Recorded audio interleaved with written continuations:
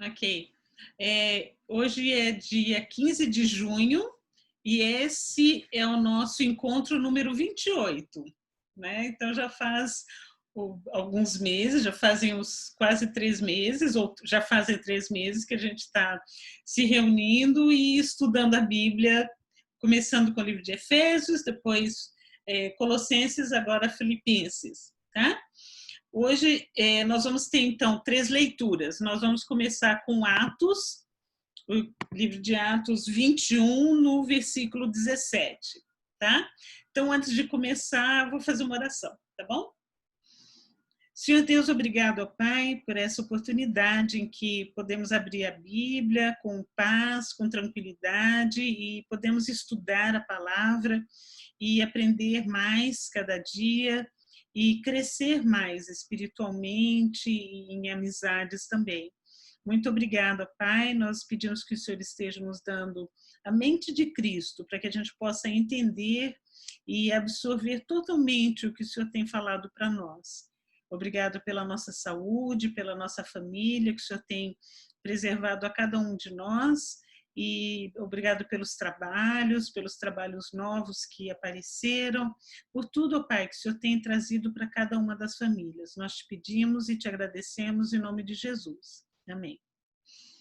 Bom, o livro de Atos, lembra que nós já havíamos falado que Paulo foi perseguido e ele escreveu essas cartas quando ele estava na prisão, né? Essas 3 cartas, aliás 4, porque tem mais uma que é a carta para Filemon. E vamos ler um pouquinho sobre o que aconteceu, qual era o contexto, como que Paulo foi preso, para que a gente possa entender o que ele está falando em Filipenses, tá? Então, aqui em Atos 21, no versículo 17, está falando assim: antes disso, ele estava na Macedônia, eles chamam de Ásia, né? Quando fala aqui no texto, fala quando ele estava na Ásia, né? Ele estava na Macedônia, depois ele vai despede das pessoas em Éfeso, que foi no capítulo 20, e foi em direção a Jerusalém. Então, aqui ele já está em Jerusalém. Então, ele está falando assim: quando chegamos a Jerusalém, os irmãos, ou seja, não eram os judeus, eram as pessoas que tinham se convertido em Cristo, né? Então, os irmãos nos receberam com alegria. No versículo 18. No dia seguinte, Paulo foi conosco encontrar-se com Tiago. Só para entender a composição verbal aqui, que está falando no plural, é porque Lucas, que provavelmente foi quem escreveu o livro de Atos, estava viajando, nessa parte ele estava junto com Paulo, né? O médico Lucas. Tá? Baseado em quê? Quando a gente lê em Atos 1, ele fala: o meu livro anterior, Teófilo, escrevi a respeito de tudo que Jesus começou a fazer e ensinar, certo? E quando a gente lê em Lucas 1, o versículo 1 fala assim: muitos já decidiram escrever o relato, tal, e ele fala no versículo 3: eu mesmo investiguei tudo cuidadosamente, desde o começo, decidi escrever um relato ordenado ao excelentíssimo Teófilo. Então, como o Evangelho de Lucas tem uma introdução muito idêntica, vamos dizer assim, com o livro de Atos, dizendo que o livro anterior que ele escreveu para Teófilo, então é uma base para nós entendermos que provavelmente é Paulo mesmo quem está escrevendo, e é Lucas que está escrevendo, e é Lucas que está junto com Paulo aqui nesse episódio de Jerusalém, tá? Então ele fala no versículo 18: no dia seguinte, Paulo foi conosco encontrar-se com Tiago, irmão de Jesus, e Tiago ficou como líder da igreja, era o líder que estava encabeçando o grupo das pessoas, dos cristãos, né? Então, fomos encontrar com Tiago e todos os presbíteros. A palavra presbítero quer dizer homem mais velho, né? E todos os presbíteros estavam presentes. Paulo o saudou, relatou minuciosamente o que Deus havia feito entre os gentios por meio do seu ministério, o que havia feito durante essa viagem, né, que a gente leu ali no capítulo 20.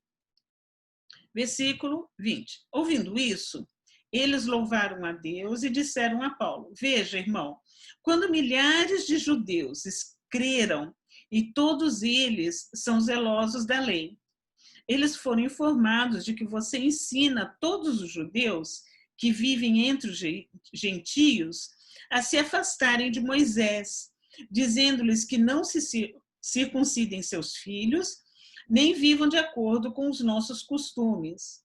Que faremos? Certamente eles, os judeus, saberão que você chegou. Portanto, faça o que lhe dizemos. Estão conosco 4 homens que fizeram um voto. Participe com esses homens dos rituais de purificação e pague as despesas deles para que rapem a cabeça. Assim todos saberão que não é verdade o que falam de você, mas que você continua vivendo em obediência à lei. Quanto aos gentios convertidos, já lhes escrevemos a nossa decisão de que eles devem abster-se da comida sacrificada aos ídolos, do sangue, da carne de animais estrangulados e da imoralidade sexual.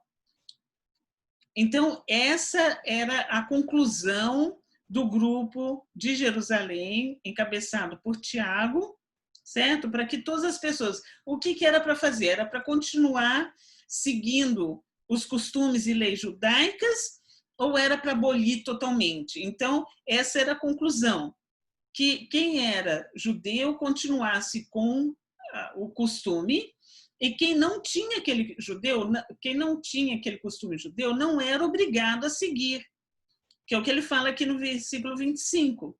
Quanto aos gentios, ou seja, as pessoas que vieram de outras culturas e se converteram, eles não eram obrigados a entrar e cumprir as leis passo a passo, como os judeus estavam obrigando eles.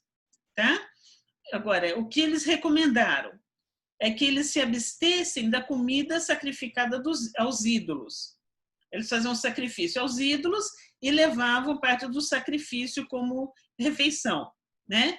Não comessem sangue, que se afastassem de animais estrangulados, que foram mortos estrangulados, e se afastassem da imoralidade sexual, né? Se mantivessem puros sexualmente. Ok. Versículo 26. No dia seguinte, Paulo tomou aqueles homens e purificou com eles. Depois foi ao templo para declarar o prazo do cumprimento dos dias da purificação e da oferta que seria feita individualmente em favor deles. Ou seja, Paulo continuou cumprindo como um judeu a fazer o costume.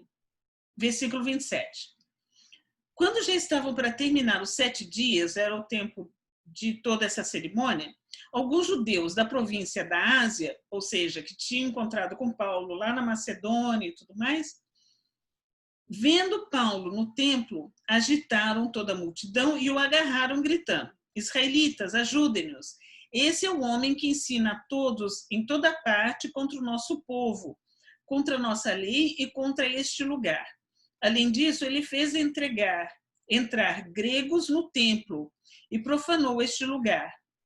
Anteriormente, eles haviam visto o Efésio, o homem de Éfeso, Trófimo, na cidade com Paulo, e julgaram que Paulo o tinha introduzido no templo, porque era impuro, era uma atrocidade, vou dizer assim, era uma coisa que não se fazia mesmo, levar uma pessoa que não fosse judeu, que não tivesse purificado, entrar dentro dessa segunda região, que seria uma região mais dentro da área do templo, uma região separada só para os judeus que estavam purificados. Nem mulheres entravam ali, que eram para levar as ofertas e sacrifícios, né? Então, eles acharam que Paulo tinha levado esse Trófimo. Versículo 30. Toda a cidade ficou alvoroçada e juntou-se uma multidão, agarrando Paulo, arrastaram-no para fora do templo e imediatamente as portas foram fechadas. Tentando eles matá-lo, chegaram notícias ao comandante das tropas romanas de que toda a cidade de Jerusalém estava em tumulto. Ele reuniu imediatamente alguns oficiais e soldados e com eles correu para o meio da multidão.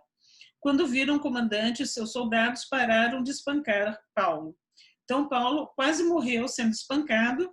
Esse oficial romano, comandante, entrou com as tropas romanas, eles pararam, ele tirou Paulo dali e levou Paulo para a torre onde eles ficavam, preso, mas mais no sentido de proteger Paulo, tá? Então, essa era a situação, certo? Eles estavam acreditando que porque Paulo estava pregando o evangelho, a salvação em Cristo, ele estava fazendo, ensinando para os gentios, ele estava violando a lei judaica. E Paulo está mostrando claramente que Deus abriu para todas as pessoas, até Jesus, era somente através do judaísmo, né? Cumprindo as leis, as 365 leis, as 613 leis, tudo que eles tinham que fazer, todos os costumes, até Cristo.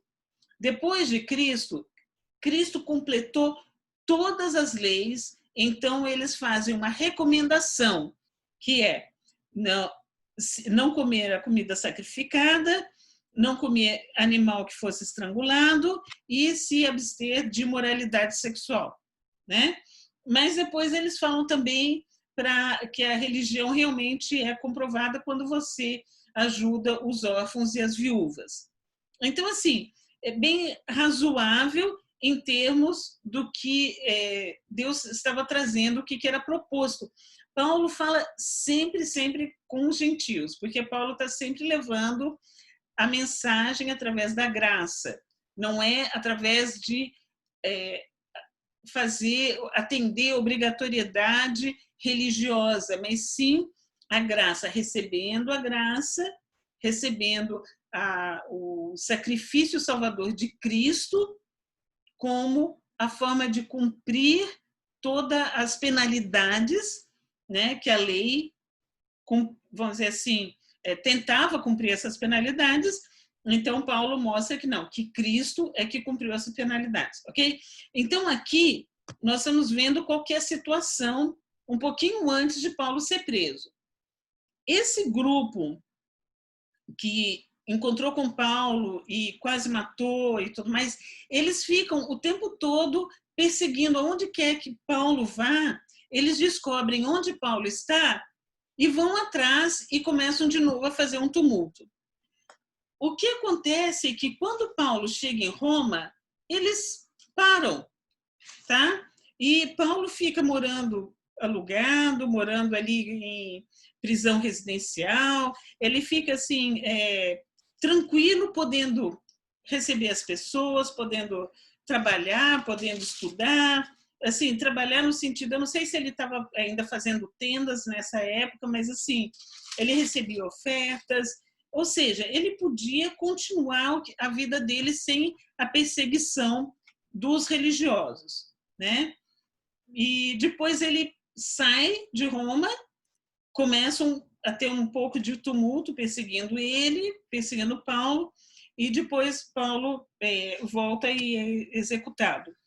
Mas vocês veem que o grande ponto aqui, o grande problema que Paulo está enfrentando aqui, é que esse grupo, peraí que deu um probleminha aqui, esse grupo de,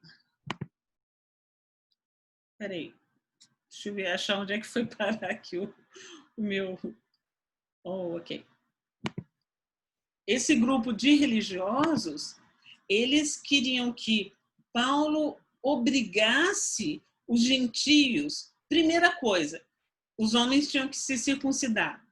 Depois, tinham que fazer as reuniões na sinagoga, começar o sábado, na sexta-feira à tarde, eles tinham que fazer as festas judaicas. Então, esse grupo religioso obrigava Paulo a obrigar os gentios que estavam se convertendo a ter que cumprir essas práticas religiosas. E Paulo falou, não, eles não foram chamados dentro dessas práticas, eles não foram chamados dentro dessa cultura, dentro de onde eles estão, a graça de Deus é o suficiente.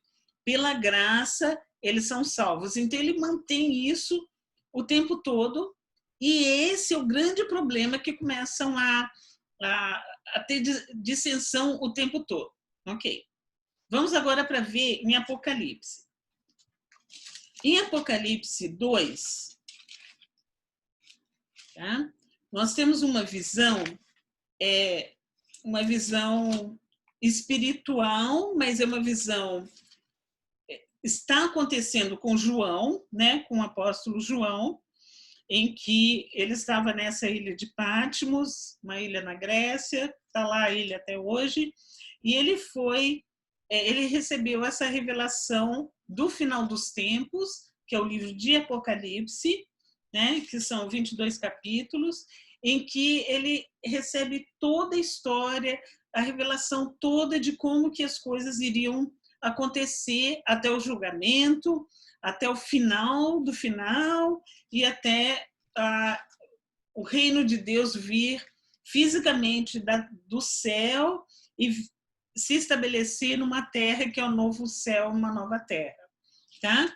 Bom, começa a visão de Apocalipse que ele vê os anjos, né? Ele vê o Filho do Homem, tá? Que é no capítulo 1, tá vendo? O Filho do Homem, ou seja, Jesus Cristo ressuscitado, glorioso, quase que ele não consegue reconhecer, porque ele está com um corpo de glória, um corpo totalmente perfeito, né? E não consegue nem olhar direito de tão brilhante e tudo mais. Então, ele vai e chama os anjos de cada igreja. Então, o capítulo 2 está falando, logo no comecinho, sobre a igreja de Éfeso, tá? Então, Apocalipse 2:1. Ao anjo da igreja em Éfeso, escreva. Então, para João escrever para quem era o líder da igreja de Éfeso.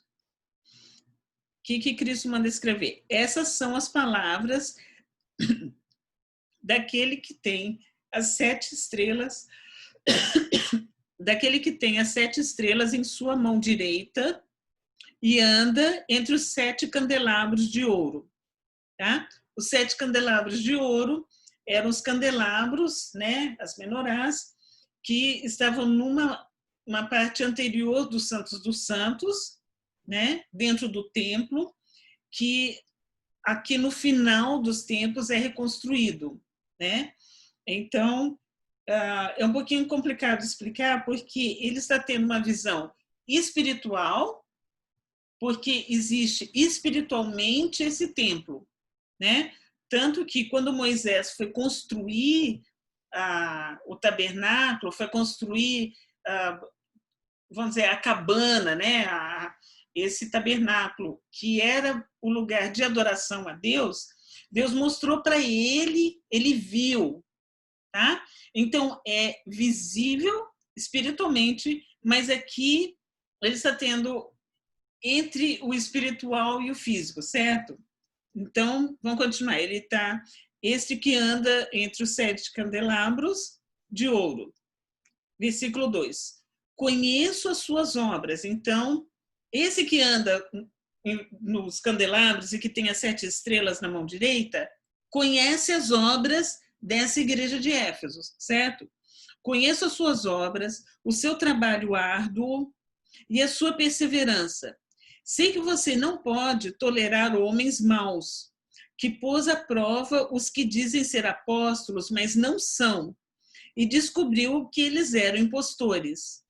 Então, ele está falando do que aconteceu com a igreja de Éfeso daquela época, em que foi infiltrada com pessoas que falaram que criam, que eram, como é que fala, eram judeus convertidos, mas que depois começaram a impor que aquelas pessoas, os gentios, começassem a seguir todas as regras do judaísmo, tá?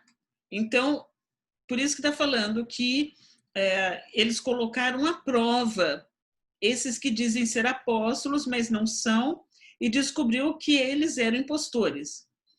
Você tem perseverado e suportado sofrimentos por causa do meu nome, e não tem desfalecido. Contra você, porém, tenho isso. Você abandonou o seu primeiro amor. Lembre-se de onde caiu, arrependa-se e pratique as obras que praticava no princípio. Se não se arrepender, virei a você, tirarei o seu candelabro do lugar dele. Mas há uma coisa a seu favor: você odeia as práticas dos nicolaítas, como também eu as odeio. Aquele que tem ouvidos para ouvir, ouça o que o Espírito diz às igrejas. Ao vencedor darei o direito de comer da árvore da vida que está no paraíso de Deus. Tá? Então, esse pecado ou prática dos nicolaítas, existem assim, não existe uma afirmação precisa do que eles faziam, mas por uma inferência, vamos dizer assim, tem as referências e o que dá para entender por essas referências é uma inferência, eles estão entendendo que eram coisas ligadas a sincretismo religioso. Eles estavam misturando práticas de outras culturas, alguma coisa assim, tá? Especificamente invocando outra coisa a não ser o Espírito de Deus. Estavam invocando forças da natureza, invocando alguma outra coisa, mas não invocando o Espírito Santo de Deus, tá? Então, eles não toleravam isso. Você odeia a prática dos nicolaítas. Tinha mais também alguma coisa em relação a... Eles usavam umas mulheres bem jovens e tal para dançar, então isso chama a atenção. Eu não sei se é exatamente nessa questão dos nicolaítas ou é no contexto todo que eles faziam isso. Então, para atrair as pessoas, eles faziam, vamos dizer, umas festas, comiam e assim se empanturravam ao invés de buscar realmente a Deus, tá? Então é disso que ele está falando. Você vê, essa carta à igreja de Éfeso tem o início, o princípio do que está falando aqui, que eram essas pessoas que entraram como se apresentando como apóstolos, mas eram impostores. Então começou lá naquela igreja de Éfeso, mas a gente vê que esse tipo de, vamos dizer assim, tentativa de manipulação, de uso de, vamos dizer, atrativos para que as pessoas venham porque são atraídas pela festa, ou pelas mulheres, ou pelos tipos de tolerância a buscar outros espíritos e tudo mais. Então, é uma coisa que a gente vê nas igrejas até hoje. Não é só naquela época. A gente vê em várias religiões, em várias denominações, a gente vê esse tipo de prática, que ao invés das pessoas irem realmente com o coração para buscar o Senhor Deus, para buscar, através de Cristo, buscar a palavra viva, estão ali para comer, beber, se divertir, fazer. Não faz muita diferença do que qualquer outra festa, vamos dizer, secular, né? Que a pessoa está indo lá por prazer da carne. Ok, pegaram o contexto, né? Então agora vão em Filipenses 3, agora vai fazer sentido a carta de Filipenses.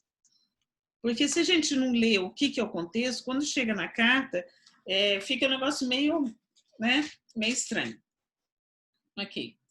Então, ele tinha falado no capítulo 2 sobre humildade e tinha falado a respeito de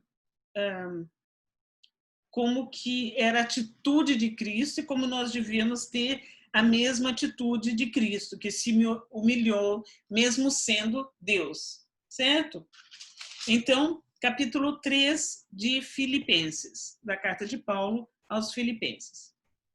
Finalmente, meus irmãos, alegrem-se no Senhor.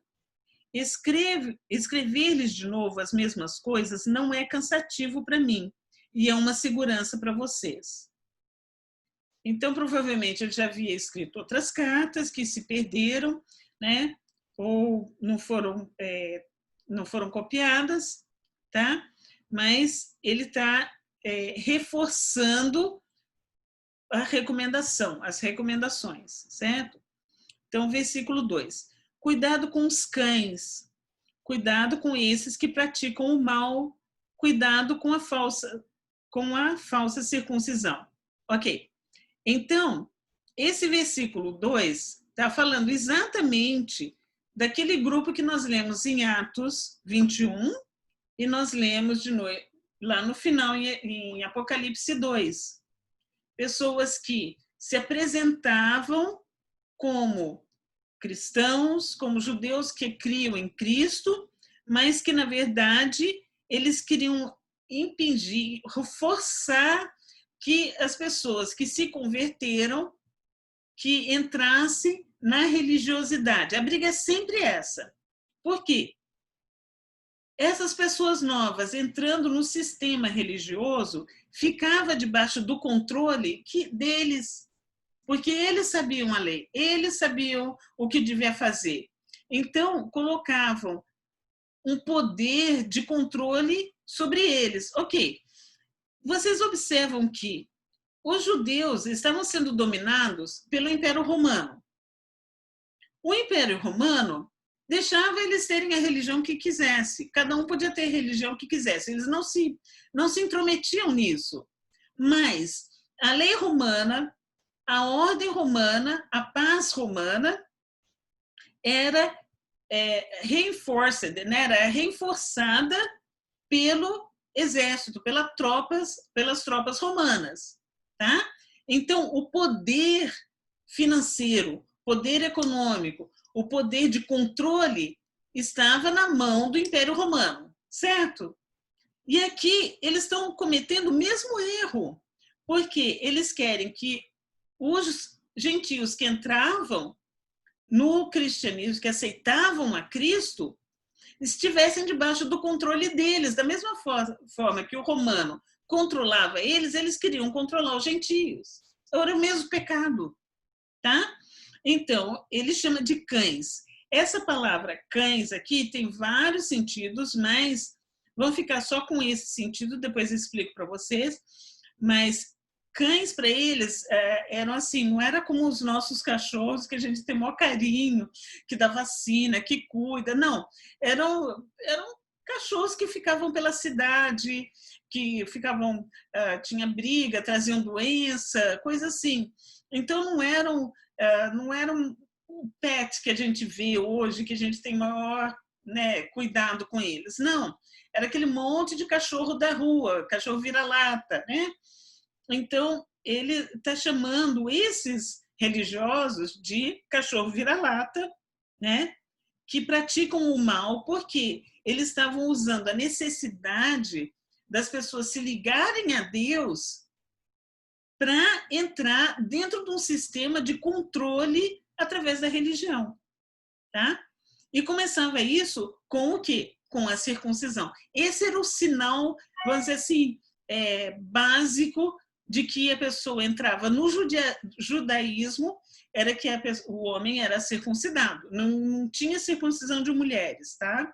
Circuncisão de mulheres existe lá na África, existe uma série de coisas a respeito disso, mas não é bíblico, não veio das leis judaicas, da lei de Moisés, não veio disso, tá? Então, a circuncisão era de homens, tá? Bom, então ele está falando, cuidado com esses. E explica por quê. Versículo 3. Pois nós é que somos a circuncisão, nós que adoramos pelo Espírito de Deus, que nos gloriamos em Cristo Jesus e não temos confiança alguma na carne, embora eu mesmo tivesse razões para ter tal confiança. Tá? O que ele está falando aqui? Por que nós somos a circuncisão?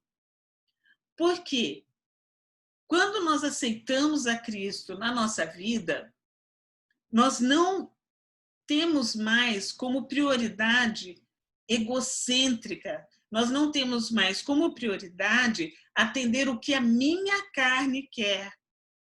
Porque agora eu estou atuando com o Espírito de Deus em mim. Então, muda, não é tudo eu. Tá? Agora nós temos compaixão, temos a misericórdia, nós procuramos, ou o outro, quais são os mandamentos que Deus perpetua? Amar a Deus acima de todas as coisas, e o segundo mandamento, e amar ao próximo como a mim mesmo, ou seja, acabar com rivalidade, com todo tipo de, vamos dizer, disputa entre culturas, entre religiões, e sim, olhar para o próximo de outra cor de pele, de outra cultura, de outra língua, de outro, qualquer um, ou seja, o meu próximo, o meu vizinho, como a mim mesmo. Por quê? Nós somos criados à imagem e semelhança de Deus. Meu vizinho, mesmo se ele for amarelo, azul, roxo, preto, o que for, ele foi criado à imagem e semelhança de Deus. Isso vai fazer uma grande diferença até os dias de hoje, principalmente com o grande problema de racismo que está levantando todo essas manifestações, começando aqui, né, nos Estados Unidos, e espalhou pelo mundo todo. Por quê? Certas leis servem para um grupo de pessoas, mas não servem para outras. Tá?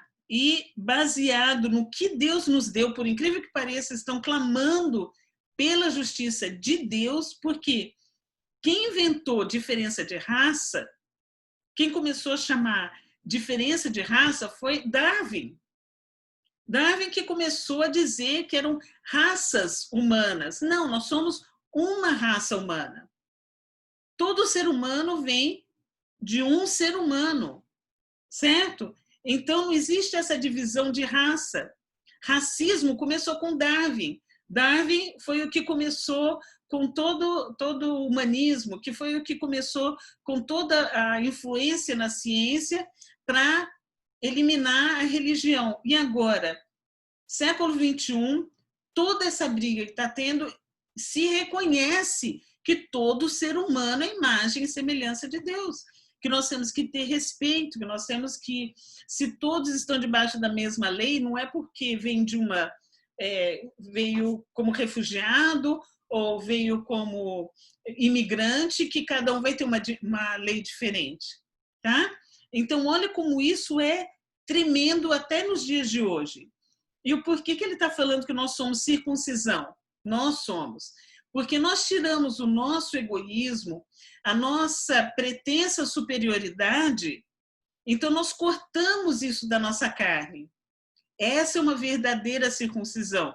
Quando nós tiramos esses paradigmas, quando nós tiramos esses maias,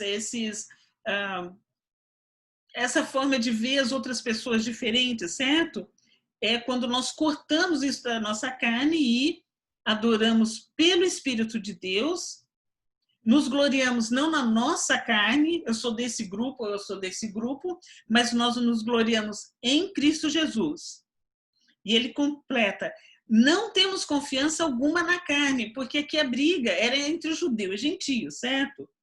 Então ele fala, não temos confiança na carne. A nossa linhagem, nosso background, de onde que veio a minha família, o meu pedigree. Não.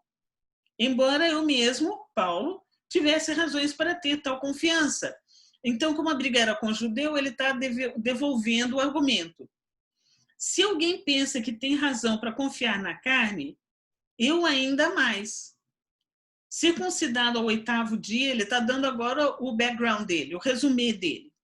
Então, ele é o mais religioso mais do que qualquer um, tá? Porque ele cumpriu a lei mesmo quando era bebezinho, circuncidado ao 8º dia, pertencente ao povo de Israel e não ao povo que abandonou a lei, certo?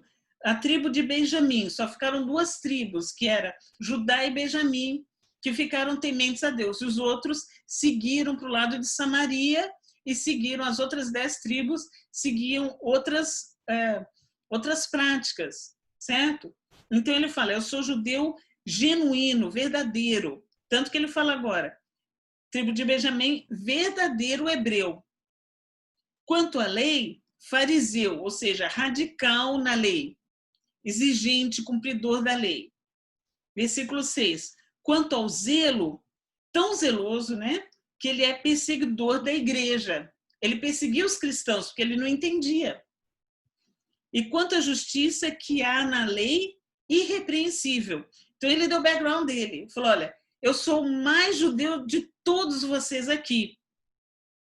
Jesus se apresentou para ele e perguntou: por que você me persegue? No caminho de Emaús, né? Lá no livro de Atos conta sobre isso. Então, quando ele tem esse encontro pessoal com Cristo, ele fica cego, depois caem as escamas, literalmente, ficaram escamas no olho dele, ele literalmente ficou cego e depois voltou a visão e parece que não voltou totalmente, né?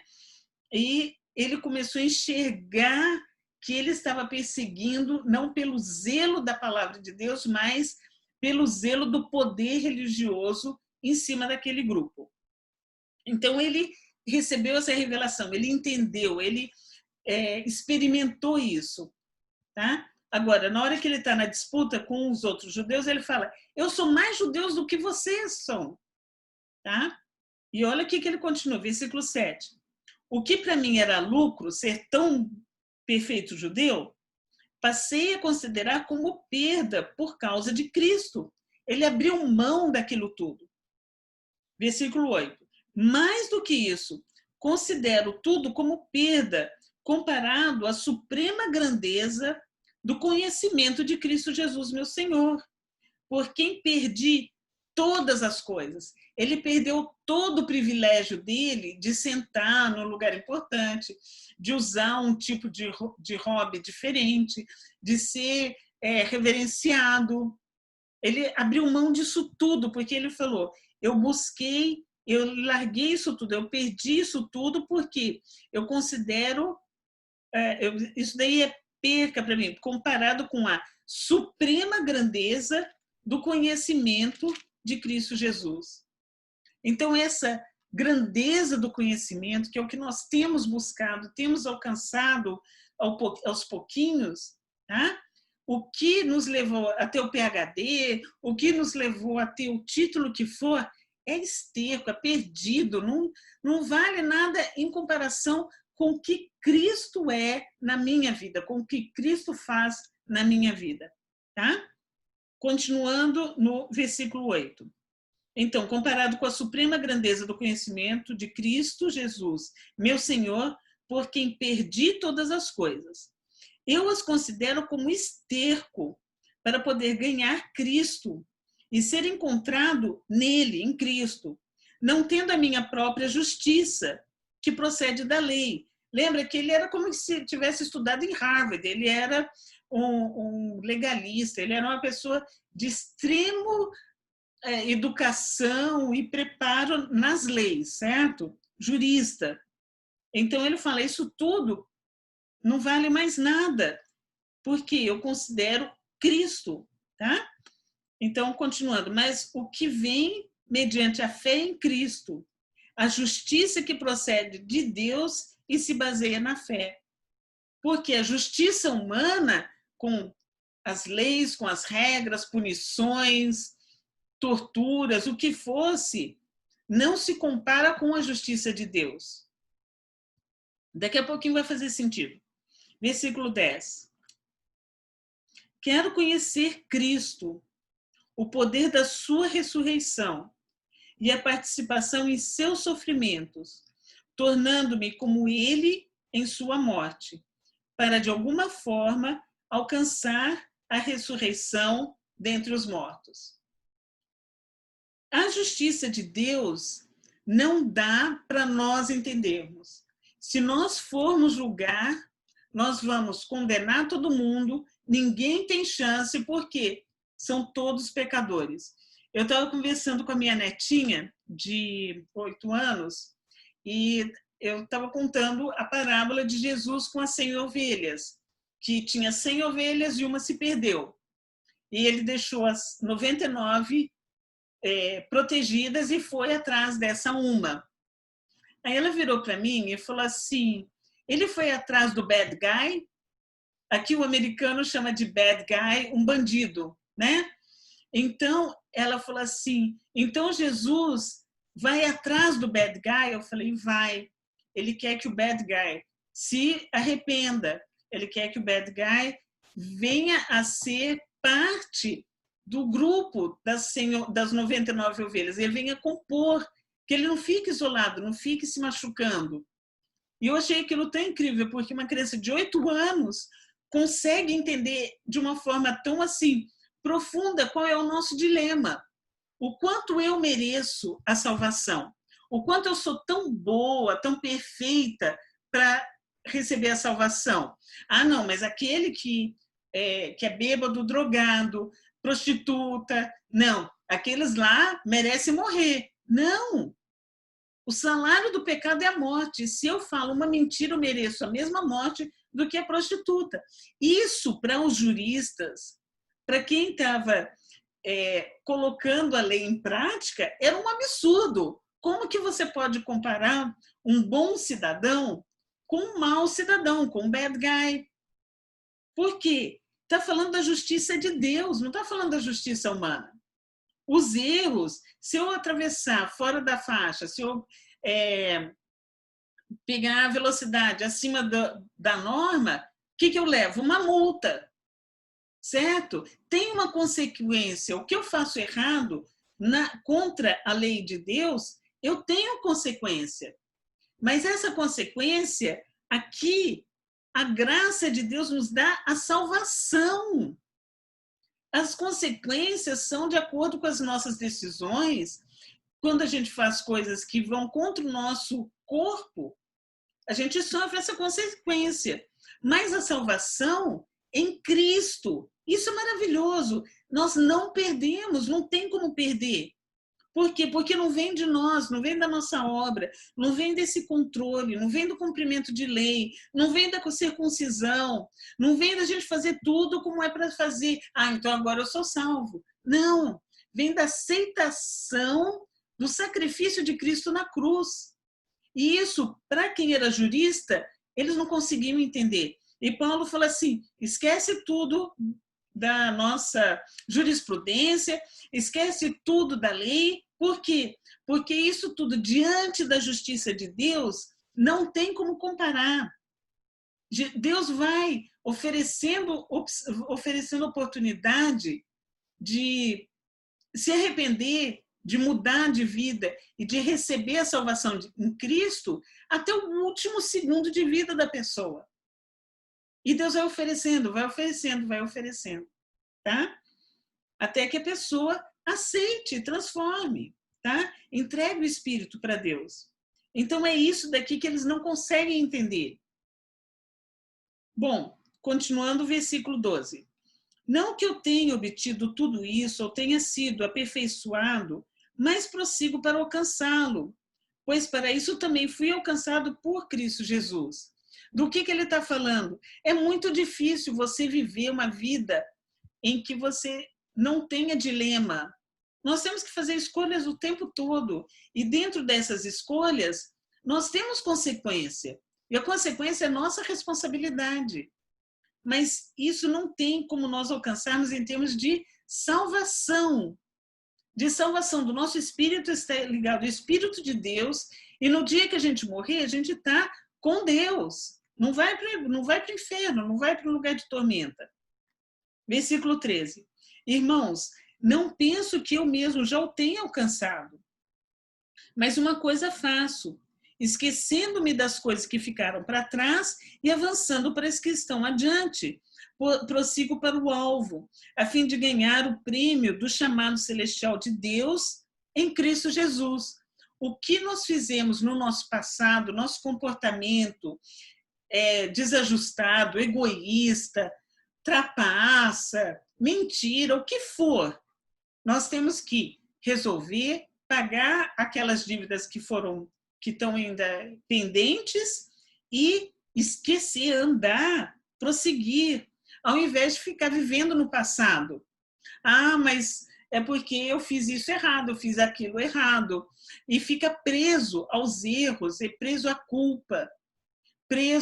Aí a culpa começa a ter um valor tão grande na vida da pessoa que o valor da cruz, o valor da salvação em Cristo fica menor, porque você só pensa na sua culpa, ao invés de você estar dependendo e com seu coração ligado na salvação em Cristo. Entende a diferença? Quando você tem na sua mente a paz e a tranquilidade na salvação em Cristo, ao invés de estar na culpa, a culpa começa a diminuir o valor dentro da sua vida. Se a culpa é tão importante, vira uma idolatria. Você começa a adorar a sua própria culpa, porque você só pensa naquilo. Adorar o próprio problema. Porque a cruz de Cristo, o que Cristo fez na cruz é muito maior do que isso. Então, você vai transformando isso que tem perturbado a sua mente, trazido ansiedade, te deixando deprimido e coloca a graça de Deus dentro do seu coração. Coloca a salvação de Cristo cada dia. Nós precisamos de Cristo todo dia, para Ele trazer vida, para Ele trazer restauração. Tá? Versículo 15. Todos nós que alcançamos a maturidade devemos ver as coisas dessa forma. Se em algum aspecto vocês pensam de modo diferente, isso também Deus lhes esclarecerá.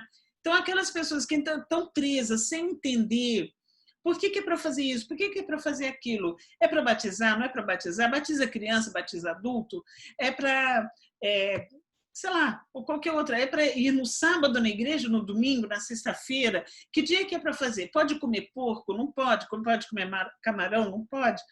E por aí vai. São coisas em que, no seu amadurecimento, Deus vai esclarecendo para você. E para de ser um peso. A cruz de Cristo é mais importante do que o camarão, do que o porco. Você entende? Versículo 16. Tão somente vivamos de acordo com o que já alcançamos. Ou seja, cada pessoa vai gradativamente amadurecendo. Então, aquelas pessoas que acabaram de entender, acabaram de receber Jesus como Salvador, aceitar o Espírito de Deus dentro do espírito delas, claro que a pessoa ainda vai tropeçando em algumas coisas e vai entendendo. Tinha uma moça que eu estava ajudando, e essa moça pegou e falou assim: poxa, mas eu moro com meu namorado, eu acho que já faz 7 anos. Eu falei: olha, não tem problema. Você mora com seu namorado? Você tem responsabilidade por ele? Você é fiel a ele e tal? Pede para o pastor abençoar, faz o casamento, casa. Porque vocês já estão casados. A única diferença é que vocês ainda não pediram para o casamento ser abençoado. Porque no momento que vocês decidiram que vão morar juntos, e já estão morando juntos, já estão com responsabilidade um pelo outro, tá? Vocês já estão casados. Você é esposa e ele é seu marido. Agora, para aumentar, melhorar a qualidade de vida, né? Pede a bênção de Deus. Deus vai abençoar esse casamento e você vai regularizar a sua vida, né? E assim, de fato, a vida dela depois assim deslanchou, depois que eles pediram a bênção, depois que eles casaram, registrado, tudo mais, a vida dela deslanchou profissionalmente e tudo mais, né? Então, assim, são coisas que Deus fala para o nosso bem. E isso que a gente entende como uma obrigatoriedade. E é para o nosso bem, né? Ok. Versículo 17. Irmãos, sigam unidos o meu exemplo, sigam o meu exemplo, né? Unidos, e observem os que vivem de acordo com o padrão que lhes apresentamos. Pois, como já lhes disse repetidas vezes, e agora repito com lágrimas, há muitos que vivem como inimigos da cruz de Cristo. Cristo fez um trabalho de resgatar a humanidade tão impressionante, tão incrível, tão único. Como que as pessoas podem viver como inimigos da cruz, como inimigos do sacrifício de Cristo, que foi o sacrifício que nos tirou desse peso de lei, que nos tirou dessa divisão entre grupos de pessoas, que um é melhor do que o outro, colocou todos, mulher, homem, todos, servos, escravos, todos podem alcançar a salvação em Cristo e antes não podiam. Então, assim, o que Deus fez através da cruz de Cristo, quando se vira as costas para isso, é uma coisa que não tem como. E ainda você virar inimigo da cruz de Cristo, então você está se colocando debaixo de uma maldição muito grande. Porque Deus já fez tudo por nós. É você deixar de aceitar a graça de Deus. Versículo 19. O destino deles, desses que são inimigos da cruz, o destino deles é perdição. O seu Deus é o estômago. E eles têm orgulho do que é vergonhoso. O seu Deus do que é vergonhoso. Só pensam nas coisas terrenas.